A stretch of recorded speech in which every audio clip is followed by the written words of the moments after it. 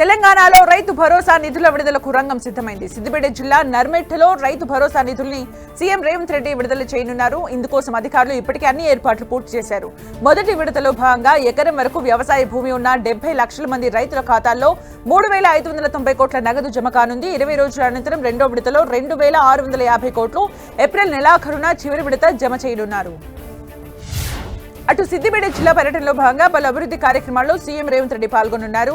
నంగునూరు మండలం నర్మెట్టలో సాయంత్రం 4 గంటలకు ఆయిల్ ఫామ్ ఫ్యాక్టరీని ప్రారంభిస్తారు. అనంతరం అక్కడే ఏర్పాటు చేసిన స్టాల్స్ ను సందర్శిస్తారు. తర్వాత బహిరంగ సభలో పాల్గొంటారు. సభకు వచ్చే ప్రజలకు ఇబ్బందులు లేకుండా అధికారులు చర్యలు చేపట్టారు. తెలంగాణ సీఎం రేవంత్ రెడ్డిపై మాజీ మంత్రి హరీష్ రావు తీవ్ర స్థాయిలో మండిపడ్డారు. తాము పూర్తి చేసిన పనుల్ని రేవంత్ ప్రారంభిస్తున్నారని విమర్శించారు. కష్టం తమదని, శిలాఫలకాలు మాత్రం రేవంత్ అని ఆరోపించారు. కాళేశ్వరం ప్రాజెక్టును కూలేశ్వరం అంటున్న ముఖ్యమంత్రి ఇప్పటికైనా కళ్లు తెరవాలన్నారు. కాళేశ్వరం ద్వారానే పామాయిల్ ఫ్యాక్టరీకి నీళ్లు వస్తాయని తెలిపారు. రైతులకు అన్యాయం చేసిన సీఎం రేవంత్ ఏ ముఖం పెట్టుకుని సిద్దిపేటకు వస్తున్నారంటూ మాజీ మంత్రి హరీష్ రావు ఫైర్ అయ్యారు. ఇప్పటికీ రుణమాఫీ పూర్తి కాలేదని విమర్శించారు. 3 పంటలకు రైతు బంధు ఎగ్గొట్టారని, బకాయిలు వెంటనే ఇవ్వాలని రైతుల తరపున అడుగుతున్నామని చెప్పారు. పంటల బీమా ఇప్పటికీ చెల్లించలేదన్న హరీష్ రావు కాంగ్రెస్ అధికారంలోకి వచ్చాక సిద్దిపేటకు ఒక్క కొత్త ప్రాజెక్టు కూడా ఇవ్వలేదని ఆరోపించారు. మాజీ మంత్రి హరీష్ రావుకు మంత్రి తుమ్మల కౌంటర్ ఇచ్చారు. అధికారంలో ఎవరుంటే వాళ్లే ప్రాజెక్టులు పూర్తి చేస్తారని చెప్పారు. సిద్దిపేట జిల్లా నర్మెటలోని ఆయిల్ ఫామ్ ఫ్యాక్టరీ ఏర్పాటును మంత్రులు తుమ్మల, పొన్నం పరిశీలించారు. హరీష్ రావుపై ఫైర్ అయ్యారు. గతంలో ఎవరు శంకుస్థాపన చేసినా అధికారంలో ఉన్న వారే పూర్తి చేయాలన్నారు. గతంలో కాంగ్రెస్ చేపట్టిన ప్రాజెక్టుల్ని బీఆర్ఎస్ ప్రారంభించలేదా అని ప్రశ్నించారు. కాంగ్రెస్ సర్కార్పై మాజీ మంత్రి కేటీఆర్ విమర్శలు గుప్పించారు. 6 గ్యారంటీలో అర కూడా ఇప్పటి వరకు అమలు కాలేదని ఆరోపించారు. ప్రమాణ స్వీకారం రోజున సంతకం చేసిన ఫైల్ కనిపించకుండా పోయిందా అని ప్రశ్నించారు. మహిళలకు నెలకు ఇస్తామని చెప్పిన 2,500 పెన్షన్ల పెంపు తక్షణమే అమలు చేయాలని డిమాండ్ చేశారు. కౌలు రైతులకు 15,000 అందించాలన్నారు. లేదంటే పోరు తప్పదని హెచ్చరించారు. పార్టీ మార్పుపై కాంగ్రెస్ సీనియర్ నేత జీవన్ రెడ్డి ఏమాత్రం వెనక్కి తగ్గడం లేదు. జీవన్ రెడ్డితో మంత్రులు శ్రీధర్ బాబు, అడ్లూరి లక్ష్మణ్ జరిపిన చర్చలు విఫలమైనట్టు తెలుస్తోంది. మంత్రులు ఎంత చెప్పినా జీవన్ రెడ్డి ససేమిరా అంటున్నారు. దేవుడు శాసిస్తే మానవుడు అనుసరిస్తాడంటూ హాట్ కామెంట్ చేశారు. ఈ నెల 25న అనుచరులతో చర్చించి భవిష్యత్తుపై నిర్ణయం తీసుకుంటానని ప్రకటించారు. అంతకుముందు జీవన్ రెడ్డితో మంత్రులు శ్రీధర్ బాబు, అడ్లూరి లక్ష్మణ్ దాదాపు 2 గంటల పాటు చర్చలు జరిపారు. సమస్యలు ఏమైనా ఉంటే అధిష్టానం దృష్టికి తీసుకెళ్తామని జీవన్ రెడ్డికి హామీ ఇచ్చారు. పీసీసీ చీఫ్ మహేష్ కుమార్ గౌడ్ మరో మంత్రి ఉత్తమ్ కుమార్ రెడ్డితో ఫోన్లో మాట్లాడించారు. అయినా వెనక్కి తగ్గని జీవన్ రెడ్డి పార్టీలో ప్రాధాన్యం లేనప్పుడు అక్కడ ఉండి ఏం చేయాలని ప్రశ్నించారు. జీవన్ రెడ్డి అసంతృప్తికి గురైన అన్ని అంశాలపై చర్చించామని మంత్రి శ్రీధర్ బాబు తెలిపారు. పార్టీ అధిష్టానం దృష్టికి కూడా తీసుకెళ్తామన్నారు. 45 ఏళ్లుగా కాంగ్రెస్ పార్టీకి సేవలు అందించిన జీవన్ రెడ్డికి పార్టీ అన్ని విధాలా అండగా ఉంటుందని చెప్పారు. పార్టీ మార్పు నిర్ణయాన్ని మార్చుకోవాలని కోరినట్లు శ్రీధర్ బాబు తెలిపారు. కాంగ్రెస్ పార్టీకి సీనియర్ నేత జీవన్ రెడ్డి జలకిస్తున్నారు. బీఆర్ఎస్ నేతలతో కలిసి రంజాన్ ప్రార్థనలో పాల్గొన్నారు. జగిత్యాల్లో బీఆర్ఎస్ మాజీ జడ్పీ చైర్పర్సన్ తో కలిసి రంజాన్ ప్రార్థనలు చేశారు. బీఆర్ఎస్ నేతల రంజాన్ వేడుకల్లో పాల్గొనడంతో జీవన్ రెడ్డి గులాబీ గూటికి చేరుతున్నట్లు జరుగుతున్న ప్రచారానికి మరింత బలం చేకూరినట్లయింది. Korutla MLA Sanjay hot comment చేశారు. జీవన్ రెడ్డిని చాలా మంచి మనిషిని, ఆయన్ను తమ పార్టీలోకి ఆహ్వానిస్తున్నామని తెలిపారు. అధిష్టానం ఆదేశిస్తే తానే స్వయంగా వెళ్లి బీఆర్ఎస్ లోకి తీసుకొస్తానని చెప్పారు. ఆయన వస్తానంటే తన భుజాలపై తీసుకువస్తానని వ్యాఖ్యానించారు. 40 ఏళ్ల రాజకీయ జీవితంలో అవినీతి మచ్చ ఎరగని వ్యక్తి జీవన్ రెడ్డి అని కొనియాడారు. పార్టీ ఫిరాయింపు కేసుకు సంబంధించి తెలంగాణ హైకోర్టులో మరో పిటిషన్ దాఖలైంది. ఎమ్మెల్యే దానం నాగేందర్పై స్పీకర్ తీసుకున్న నిర్ణయాన్ని సవాల్ చేస్తూ BJP MLA Aleti Maheshwar Reddy quash petition వేశారు. దానం నాగేందర్ పార్టీ మారలేదన్న స్పీకర్ నిర్ణయాన్ని క్వాష్ చేయాలని కోరారు. గత లోక్సభ ఎన్నికల్లో కాంగ్రెస్ తరపున దానం నాగేందర్ నామినేషన్ దాఖలు చేశారని, వాటి ఆధారంగా అనర్హత వేయాలని పేర్కొన్నారు. ప్రధాని మోదీ తెలంగాణ పర్యటన ఖరారైంది. ఏప్రిల్ 2వ వారంలో తెలంగాణకు రానున్నారు. మోదీ కేంద్ర ప్రభుత్వ ప్రాజెక్టుల శంకుస్థాపనలు, ప్రారంభోత్సవాలు చేయనున్నారు. హైదరాబాద్ లో భారీ బహిరంగ సభకు బీజేపీ ప్లాన్ చేస్తుంది. పరేడ్ గ్రౌండ్ లో మీటింగ్ ఉండే అవకాశం ఉంది. ఈ నెలాఖరున మోదీ పర్యటన తేదీ ఖరారయ్యే అవకాశం ఉంది. 5 రాష్ట్రాల ఎన్నికలు పూర్తయిన వెంటనే పర్యటన ఉండనుంది. దక్షిణ అయోధ్యగా పేరుగాంచిన భద్రాచలం శ్రీ సీతారామచంద్ర స్వామి దేవస్థాన అభివృద్ధికి కాంగ్రెస్ ప్రభుత్వం అత్యధిక ప్రాధాన్యం ఇస్తోందని మంత్రులు తెలిపారు. భద్రాచలం రూపురేఖలు మార్చేలా రూపొందించిన మాస్టర్ ప్లాన్ పై మంత్రులు తుమ్మల, పొంగులేటి, కొండా సురేఖ సమీక్ష చేశారు. 3 దశల్లో ఆలయాన్ని అభివృద్ధి చేయాలని నిర్ణయించినట్లు చెప్పారు. సీఎంతో చర్చించిన తర్వాత మాస్టర్ ప్లాన్ కు తుది రూపు ఇవ్వాలని నిర్ణయించారు. నల్గొండ జిల్లా అప్పాజిపేటలో మంత్రి కోమటిరెడ్డి వెంకటరెడ్డి బైక్ పై పర్యటించారు. బ్రాహ్మణ వెల్లంల నుంచి వచ్చే కాలువలను బైక్ పై వెళ్లి పరిశీలించారు. కార్యకర్తలతో కలిసి వెళ్లిన కోమటిరెడ్డి అక్కడ రైతులతో కొద్దిసేపు ముచ్చటించారు. అన్నదాతలకు ఎటువంటి ఇబ్బందులు లేకుండా సాగునీరు సరఫరా అవుతుందని తెలిపారు మంత్రి కోమటిరెడ్డి వెంకటరెడ్డి. మొయినాబాద్ డ్రగ్స్ కేసు కీలక మలుపు తిరిగింది. ఫామ్ హౌస్ లో జరిగిన పార్టీకి డ్రగ్స్ సరఫరా చేసినట్లు ఆరోపణలు ఎదుర్కొంటున్న సాఫ్ట్వేర్ ఇంజనీర్ అభిషేక్ సింగ్ ను సిట్ అధికారులు అదుపులోకి తీసుకున్నారు. అభిషేక్ మొబైల్ ఫోన్ ను స్వాధీనం చేసుకున్నారు. అతడి కాల్ డేటా, మెసేజ్లను పరిశీలిస్తున్నారు. ఈ డ్రగ్స్ నెట్వర్క్ లో ఇంకా ఎవరెవరున్నారు, ఎక్కడి నుంచి డ్రగ్స్ సరఫరా చేస్తున్నారనే కూపి లాగుతున్నారు. అటు మొయినాబాద్ లోని pilot Rohit Reddy farm house ను రెవెన్యూ అధికారులు పరిశీలించారు. అసైన్డ్ భూముల్ని రిజిస్ట్రేషన్ చేసుకుని ఫామ్ హౌస్ నిర్మించారని ఆరోపణలు రావడంతో సర్వే చేపట్టారు. సర్వే నెంబర్ 177/33లో ఉన్న 2 ఎకరాల 20 సెంట్ల అసైన్డ్ భూమిలో ఫామ్ హౌస్ నిర్మాణం చేపట్టినట్లు రెవెన్యూ అధికారులు గుర్తించారు. 2006లో పైలట్ రోహిత్ రెడ్డి తండ్రి విఠల్ రెడ్డి పేరుతో రిజిస్ట్రేషన్ చేసుకున్నారని తేల్చి చెప్పారు. తిరుమల పవిత్రతకు భంగం కలిగించే చర్యల్ని అరికట్టేందుకు చర్యలు చేపట్టాలని సీఎం చంద్రబాబు అధికారుల్ని ఆదేశించారు. ఇందుకోసం అత్యాధునిక సీసీ కెమెరాలు, ఫేస్ రికగ్నిషన్ వ్యవస్థల్ని ఏర్పాటు చేసుకోవాలని సూచించారు. టీటీడీ ఆలయాలను అత్యంత అధునాతన ఆధ్యాత్మిక కేంద్రాలుగా అభివృద్ధి చేయాలని బోర్డు సభ్యులకు తెలిపారు. తిరుమలలో భక్తులకు ఎలాంటి అసౌకర్యం కలగకూడదన్నారు. అంతకుముందు తిరుమల వైకుంఠం క్యూ కాంప్లెక్స్ లోని ఇంటిగ్రేటెడ్ కమాండ్ కంట్రోల్ సెంటర్ ను ఆయన సందర్శించారు. అనంతరం 2 అంతస్తుల్లో ఉన్న water and food analysis laboratory ప్రారంభించారు. ఈ ల్యాబ్ ను దాదాపు 20 కోట్ల రూపాయలతో అత్యాధునిక యంత్రాలతో ఏర్పాటు చేశారు. ఇందులోనే నీరు, ఆహారం, ముడి సరుకుల నాణ్యత పరీక్షలు చేయనున్నారు. ఏపీలో మరో కీలక ప్రాజెక్టు ప్రారంభం కానుంది. అనకాపల్లి జిల్లా నక్కపల్లి దగ్గర ఆర్సెల్ఆర్ మిట్టల్ నిపాల్ స్టీల్ ఇండియా ప్రాజెక్టును సీఎం చంద్రబాబు సోమవారం ప్రారంభించనున్నారు. సుమారు 1,35,964 కోట్ల భారీ పెట్టుబడితో ప్రాజెక్టు రూపుదిద్దుకుంటోంది. ఇది రాష్ట్ర చరిత్రలోనే అతిపెద్ద పారిశ్రామిక పెట్టుబడుల్లో ఒకటిగా నిలవనుంది. ప్రత్యక్షంగా, పరోక్షంగా సుమారు 1,00,000 మందికి ఉపాధి అవకాశాలు లభించనున్నాయి. ప్రతి 45 రోజులకు విమానాశ్రయాన్ని ప్రారంభిస్తున్నామని కేంద్ర మంత్రి రామ్మోహన్ నాయుడు తెలిపారు. ప్రపంచంలోనే సురక్షితమైన దేశంగా భారత్ నిలిచిందన్నారు. భారత్ సుస్థిరమైన వృద్ధిని ప్రపంచ దేశాలు ఆసక్తిగా గమనిస్తున్నాయని పేర్కొన్నారు. ఉడాన్ స్కీమ్ ద్వారా సామాన్యుడికి విమాన ప్రయాణం అందుబాటులోకి వచ్చిందని చెప్పారు. ఎన్డీఏ హయాంలో ఎయిర్పోర్ట్ల సంఖ్య 167కు చేరిందని తెలిపారు. ఏపీకి పరిశ్రమలు క్యూ కడుతుంటే వైసీపీ అధినేత జగన్ ఓర్వలేకపోతున్నారని మంత్రి నిమ్మల రామానాయుడు విమర్శించారు. పశ్చిమ గోదావరి జిల్లా పాలకులలో 3,48,00,000తో పలు అభివృద్ధి పనులకు శంకుస్థాపనలు చేశారు. ప్రతి ఒక్కరి ఓటు అభివృద్ధి వైపు ఉండాలని, విధ్వంసం వైపు కాదన్నారు. రాష్ట్రంలో విధ్వంసం సృష్టించి అభివృద్ధి జరగకుండా అడ్డుకునేందుకు వైసీపీ ప్రయత్నిస్తోందని ఆరోపించారు. అనంతపురం జిల్లాలో మరోసారి అరటి రైతులు రోడ్డెక్కారు. ఏపీ రైతు సంఘం ఆధ్వర్యంలో కలెక్టరేట్ దగ్గర అరటి గెలలతో నిరసన తెలిపారు. అనంతరం వాటిని రోడ్డుపై వేసి ఆందోళన చేశారు. అరటి రైతుల్ని ఆదుకోవాలంటూ పెద్ద ఎత్తున నినాదాలు చేశారు. 20 రోజుల క్రితం టన్ను అరటి 22,000 వరకు పలికిందని, ఇప్పుడు 5-6 వేలు కూడా రావట్లేదని చెప్పారు. క్షేత్రస్థాయిలో రైతులు నష్టపోతుంటే ఎవరూ పట్టించుకోవడం లేదన్నారు.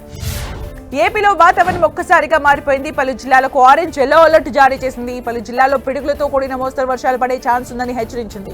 అల్లూరి, పోలవరం, కాకినాడ, తూర్పు గోదావరి, ఏలూరు, ఎన్టీఆర్ జిల్లాలకు ఆరెంజ్ అలర్ట్, గుంటూరు, పల్నాడు, మార్కాపురం, ప్రకాశం జిల్లాలో పలు ప్రాంతాలకు ఆరెంజ్ అలర్ట్ జారీ చేశారు. ఈస్టులో కీలక మౌలిక సదుపాయాలపై దాడుల్ని ప్రధాని మోదీ ఖండించారు. ఇరాన్ అధ్యక్షుడు పెజిష్కియాన్తో ఫోన్లో మాట్లాడిన మోదీ రంజాన్, నౌరూజ్ శుభాకాంక్షలు తెలిపారు. ఈ పర్వదినాలు పశ్చిమాసియాలో శాంతి, స్థిరత్వం తీసుకువస్తాయని ఆశాభావం వ్యక్తం చేశారు. ప్రాంతీయ స్థిరత్వానికి ముప్పు, ప్రపంచ సరఫరా గొలుసుకు ఆటంకం కలిగించే దాడులు సరికాదని అభిప్రాయపడ్డారు. చమురును భారత్ సహా ఆసియాలోని ఇతర రిఫైనరీలు కొనుగోలు చేసే యోచనలు ఉన్నట్టు తెలుస్తోంది. వీటికి సంబంధించి ప్రభుత్వ ఆదేశాలు, చెల్లింపుల విషయంలో అమెరికా నుంచి స్పష్టత కోసం ఆయా సంస్థలు వేచి చూస్తున్నట్టు సమాచారం. ఒకవేళ ఇరాన్ చమురు అందుబాటులోకి వస్తే భారీగానే అంతర్జాతీయ మార్కెట్లోకి ముడి చమురు చేరనుంది. గ్యాస్ సిలిండర్ల కొరతపై కేంద్ర ప్రభుత్వం కీలక నిర్ణయం తీసుకుంది. దేశంలో వలస కూలీలకు ఉచితంగా 5 కిలోల గ్యాస్ సిలిండర్లు సరఫరా చేయబోతున్నట్లు ప్రకటించింది. మరోవైపు కమర్షియల్ సిలిండర్ల సరఫరాకు 20% పెంచుతున్నట్లు అన్ని రాష్ట్రాల ప్రభుత్వాలకు కేంద్రం లేఖ రాసింది. సోమవారం నుంచి సిలిండర్లు పంపిస్తామని తెలిపింది. దేశంలో పలుచోట్ల గ్యాస్ నిల్వల కొరతతో ప్రజలు అవస్థలు పడుతున్నారు. కొమరం భీం, ఆసిఫాబాద్ జిల్లా కోటాలలో గ్యాస్ ఏజెన్సీ దగ్గర ప్రజలు పడిగాపులు కాశారు. భారీగా తరలివచ్చి క్యూలైన్లో గ్యాస్ కోసం నిల్చున్నారు. ఓటీపీ వచ్చినా గ్యాస్ సరఫరా చేయడం లేదని ఆవేదన వ్యక్తం చేస్తున్నారు వినియోగదారులు. గ్యాస్ కొరతతో సిలిండర్ల చోరీలు పెరుగుతున్నాయి. బెంగళూరులో హెల్మెట్లు ధరించి స్కూటీపై వచ్చిన 2 వ్యక్తులు అపార్ట్మెంట్లోని ఇళ్ల నుంచి గ్యాస్ సిలిండర్లు దొంగిలించారు. వ్యక్తి గేటు తీసుకుని బిల్డింగ్ లోకి వెళ్లాడు. ఒక ఇంటి నుంచి 2 గ్యాస్ సిలిండర్లు చోరీ చేసి గేట్ వద్దకు తీసుకొచ్చాడు. బయట వేచున్న మరో వ్యక్తితో కలిసి అక్కడి నుంచి పారిపోయాడు. అమ్మాయిల పాలిట శాపంగా స్మార్ట్ ఫోన్ మారుతోందని హైదరాబాద్ సిపి సజ్జనార్ అన్నారు. సోషల్ మీడియా వినియోగం పెరిగిన తర్వాత అపరిచితులతో ఏర్పడుతున్న పరిచయాలు యువతులను ఊహించని ప్రమాదాల్లోకి నెడుతున్నాయని ఆందోళన వ్యక్తం చేశారు. ఇటీవల కొన్ని విషాదకర ఘటనలు తన దృష్టికి ఎక్కువగా వస్తున్నాయని, అవి చూశాక ఎంతో బాధ అనిపిస్తోందన్నారు. సంగారెడ్డి జిల్లాలో స్కూల్ దగ్గర విద్యార్థులు తల్లిదండ్రులు ఆందోళన చేశారు. ఫీజుల భారం మోయలేమంటూ అమీన్పూర్లోని రెయిన్బో స్కూల్ ఎదుట పేరెంట్స్ ధర్నా చేపట్టారు. స్పోర్ట్స్ డ్రెస్సెస్, ఎక్స్ట్రా మెటీరియల్ అంటూ అధిక డబ్బులు వసూలు చేస్తున్నారని ఆరోపించారు. నెల్లూరు జిల్లా అల్లూరు మండలంలోని ఇసుకపల్లి బంగారుపాలెం గ్రామంలో ఉద్రిక్తత నెలకొంది. నిర్బంధంలో ఉన్న బోట్లను ఎత్తుకెళ్లేందుకు తమిళనాడు జాలర్లకు సహకరించారని స్థానిక మత్స్యకారులపై దాడికి దిగింది ఓ వర్గం. అక్రమంగా చేపలు పడుతున్నారని తమిళనాడు, పాండిచ్చేరికి చెందిన 4 బోట్లను పట్టుకున్నారు. దీంతో తమిళనాడు జాలర్లకు సహకరించారని 6 మత్స్యకారుల్ని మరో వర్గం నిర్బంధించింది. హైదరాబాద్ లోని సమోసాల తయారీ కేంద్రంపై పోలీసులు ఆకస్మిక దాడి చేశారు. తయారీ కేంద్రం నుంచి కుళ్లిన గుడ్లు, కల్తీ నూనె, పిండి తదితర పదార్థాలు సీజ్ చేశారు. గోల్కొండకు చెందిన అబ్దుల్ రషీద్ జియాగూడ బైపాస్ రోడ్లో మూసీ తీరంలోని షెడ్డులో సమోసాల తయారీ కేంద్రం నిర్వహిస్తున్నాడు. ఇందులో ఫుడ్ సేఫ్టీ నిబంధనలు పాటించట్లేదని గుర్తించారు. కృష్ణా జిల్లా గన్నవరంలో బెట్టింగ్ భూతానికి మరో ప్రాణం బలైంది. క్రికెట్ బెట్టింగ్ లో భారీగా డబ్బులు నష్టపోయి అప్పుల బాధతో వ్యక్తి బలవన్మరణానికి పాల్పడ్డాడు. నాగరాజు క్రికెట్ బెట్టింగ్ నడుపుతున్నాడు. ఓ వ్యక్తి నుంచి డబ్బులు వసూలు చేసే క్రమంలో బంగారం తాకట్టు పెట్టాడు. అది దొంగ బంగారం కావడంతో నాగరాజు డబ్బులు కట్టాల్సి వచ్చింది. దీంతో డబ్బులు తెస్తానని వెళ్లిన నాగరాజు బలవన్మరణం చేసుకున్నాడు. హైదరాబాద్ లో పిల్లిపై ప్రేమ కారణంగా 2 బలవన్మరణాలు చోటు చేసుకున్నాయి. మీర్పేటలో హిమబిందు, అల్వాల్లో శ్రేష్ఠ పిల్లిపై ప్రేమతో బలవన్మరణానికి పాల్పడ్డారు. పిల్లిని ఇంట్లోకి తేవద్దన్న తల్లితో MBBS స్టూడెంట్ శ్రేష్ఠ గొడవ పడింది. అయినా పిల్లిని తీసుకురావద్దని తల్లి తెగేసి చెప్పడంతో శ్రేష్ఠ ఇంట్లోనే ఫ్యాన్ కు చున్నీతో ఉరివేసుకుని ప్రాణాలు తీసుకుంది. భద్రాచలం శివారులో ఈతకు వెళ్లి 5 యువకులు గల్లంతైన ఘటనలో మరో 2 మృతదేహాలను వెలికితీశారు. 5 యువకులు గల్లంతు కాగా ఇందులో 3 మృతదేహాలు శుక్రవారం దొరికాయి. గజ ఈతగాళ్ల సాయంతో సతీష్ కుమార్, గోకతేజ మృతదేహాలను బయటకు తీశారు. గోదావరి నదిలో స్నానానికి దిగి 5 గల్లంతయ్యారు. నిజామాబాద్ జిల్లా ధరపల్లి మండలం రేకులపల్లిలో దొంగలు రెచ్చిపోయారు. ఏకంగా 8 ఇళ్లలో చోరీలకు పాల్పడ్డారు. అంతటితో ఆగకుండా 2 కిరాణా షాపుల్లోనూ దొంగతనం చేశారు. తాళం వేసి ఉన్న ఇల్లే టార్గెట్ చేసుకుని బంగారం, డబ్బును ఎత్తుకెళ్లారు. పశ్చిమ బెంగాల్ సీఎం మమతా బెనర్జీ సంచలన వ్యాఖ్యలు చేశారు. బీజేపీ దేశ ద్రోహుల పార్టీ అన్నారు. ఓట్ల తొలగింపు ఆరోపణలపై బీజేపీతో పోరాడతామని స్పష్టం చేశారు. బెంగాల్ను లక్ష్యంగా చేసుకుని ప్రజల్ని విభజించడానికి ప్రయత్నిస్తే వారు నరకానికి పోతారంటూ హాట్ కామెంట్ చేశారు. ప్రజాస్వామ్య హక్కులను పరిరక్షిస్తామన్నారు సీఎం మమతా బెనర్జీ. ప్రధాని మోదీ పైన బెంగాల్ సీఎం మమతా బెనర్జీ విమర్శలు గుప్పించారు. దేశంలో అతిపెద్ద చొరబాటుదారుడు ప్రధాని మోదీనే అన్నారు. కోల్కతాలోని రెడ్ రోడ్లో జరిగిన ఈద్ ర్యాలీలో పాల్గొన్న మమతా బీజేపీని రాష్ట్రంలోకి రాకుండా చూస్తామని వ్యాఖ్యానించారు. మోదీ బీజేపీ నుంచి దేశాన్ని, బెంగాల్ను కాపాడటమే టీఎంవీ ప్రాథమిక కర్తవ్యమని చెప్పారు. ప్రధాని మోదీపై మమతా చేసిన ఆరోపణల్ని బీజేపీ తీవ్రంగా ఖండించింది. రాజ్యాంగబద్ధమైన పదవికి ఆమె అనర్హులు అని పేర్కొంది. మోదీ మైనార్టీల వ్యతిరేకి అంటూ మమతా విమర్శలు చేయడంపై తీవ్రంగా స్పందించింది. ఎన్నికల్లో ఓడిపోతామనే భయం సీఎంను వెంటాడుతుందని ఎద్దేవా చేసింది. మోడీ సర్కార్పై కాంగ్రెస్ అగ్రనేత రాహుల్ గాంధీ ఫైర్ అయ్యారు. రూపాయి విలువ క్షీణత, ఇండస్ట్రియల్ డీజిల్ ధరల పెంపు దేశంలో ద్రవ్యోల్బణానికి సంకేతమని ఆరోపించారు. ఇది మామూలేనంటూ కేంద్రం తోసిపుచ్చిన రవాణా ఖర్చులు, నిత్యావసర సరుకుల రేట్లపై భారం పడుతోందన్నారు. కాంగ్రెస్ అగ్రనేత రాహుల్ గాంధీపై కేరళ సీఎం పినరయ్ విజయన్ విమర్శలు గుప్పించారు. కాంగ్రెస్, రాహుల్ గాంధీ బీజేపీకి బీ టీమ్ అన్నారు. కాంగ్రెస్ ఒక వర్గానికి సపోర్ట్ చేస్తూ మైనార్టీ మెజార్టీ అంటూ దేశంలో మత రాజకీయాలకు పాల్పడుతోందని విమర్శించారు. బుజ్జగింపు రాజకీయాలు చేస్తోందని మండిపడ్డారు. ఎన్నికలు జరగనున్న 5 రాష్ట్రాల్లో నామినేషన్ల పర్వం కొనసాగుతోంది. Kerala BJP chief Muraleedharan nomination దాఖలు చేశారు. ఈ కార్యక్రమంలో రాజస్థాన్ సీఎం భజల్ లాల్ శర్మ హాజరయ్యారు. మురళీధరన్ తన నామినేషన్ పత్రాన్ని రిటర్నింగ్ అధికారికి సమర్పించారు. కేంద్ర మంత్రి రాజ్నాథ్ సింగ్ హాట్ కామెంట్ చేశారు. యుద్ధం అంటే కేవలం సరిహద్దుల్లో జరిగే ఘర్షణ మాత్రమే కాదన్నారు. ఉత్తరాఖండ్లోని సైనిక పాఠశాల ఆవిర్భావ దినోత్సవంలో వర్చువల్ గా పాల్గొన్న రాజ్నాథ్ ప్రస్తుతం యుద్ధం సరిహద్దుల్ని దాటిందని చెప్పారు. ఆర్థిక, డిజిటల్, ఇంధన, ఆహార భద్రతలు కూడా జాతీయ భద్రతలో భాగమయ్యాయని చెప్పారు. ఇన్ఫ్లుయెన్సర్ రీల్కు ప్రధాని మోదీ స్పందించారు. తన తండ్రి చక్కెర ఎక్కువగా తినేస్తున్నారంటూ యువరాజ్ అనే కంటెంట్ క్రియేటర్ రీల్ చేశాడు. ప్రధాని మోదీకి తన తండ్రి ఫ్యాన్ అని, ఆయన చెబితేనే వింటారని చెప్పాడు. దీనిపై స్పందించిన మోదీ చక్కెర వినియోగం తగ్గించాలని సూచించారు. ప్రతి ఒక్కరూ చక్కెర తగ్గించి ఆరోగ్యంగా, ఆనందంగా ఉండాలన్నారు.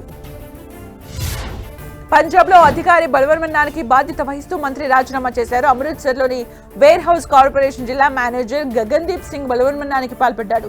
దీనికి రవాణా శాఖ మంత్రి లాల్ జీత్ సింగ్ కారణమని వీడియో తీశాడు. ఇది వివాదాస్పదం కావడంతో మంత్రి లాల్ జీత్ సింగ్ బిల్డర్ రిజైన్ చేశారు. మొబైల్ ఫోన్స్ లో చిత్రీకరించిన వీడియోల్ని ప్రజలు వెంటనే సోషల్ మీడియాలో షేర్ చేసే ధోరణిని సుప్రీంకోర్టు తప్పుపట్టింది. ఇలాంటి చర్యలు పారదర్శక విచారణకు ముప్పుగా మారుతాయని ఆందోళన వ్యక్తం చేసింది. దీనిపై దాఖలైన పిటిషన్ను విచారించిన సుప్రీంకోర్టు సంఖ్యలు వేసిన, తాళ్లతో బంధించిన, మోకాళ్లపై కూర్చోబెట్టిన నిందితుల ఫోటోలను షేర్ చేయడాన్ని తప్పుపట్టింది. విమానాల్లో కనీసం 60% సీట్స్ పై ఎలాంటి అదనపు ఛార్జీలు విధించకుండా కేంద్రం ఇచ్చిన ఆదేశాలని విమానయాన సంస్థలు వ్యతిరేకించాయి. ఈ నిర్ణయంతో టికెట్ల ధరల్ని పెంచాల్సిన పరిస్థితి వస్తుందని ఆందోళన వ్యక్తం చేశాయి. ఈ మేరకు ఇండిగో, ఎయిర్ ఇండియా, స్పైస్ జెట్లకు ప్రాతినిధ్యం వహిస్తున్న ఫెడరేషన్ ఆఫ్ ఇండియన్ ఎయిర్లైన్స్ కేంద్ర పౌర విమానయాన శాఖకు లేఖ రాసింది. ఢిల్లీలోని ఉత్తమ్ నగర్ లో ప్రార్థనల తర్వాత ముస్లింలు పోలీసులపై పూల వర్షం కురిపించారు. అక్కడ రంజాన్ వేడుకలు జరుగుతాయా లేదా అనే సందేహాలు నెలకొన్న నేపథ్యంలో పోలీసులు, సైనిక బలగాల భద్రత మధ్య ఈద్ జరిగింది. దీంతో పోలీసుల తీరును ముస్లింలు ప్రశంసించారు. వారి సేవలకు గుర్తుగా పోలీసులపై పూలు చల్లారు.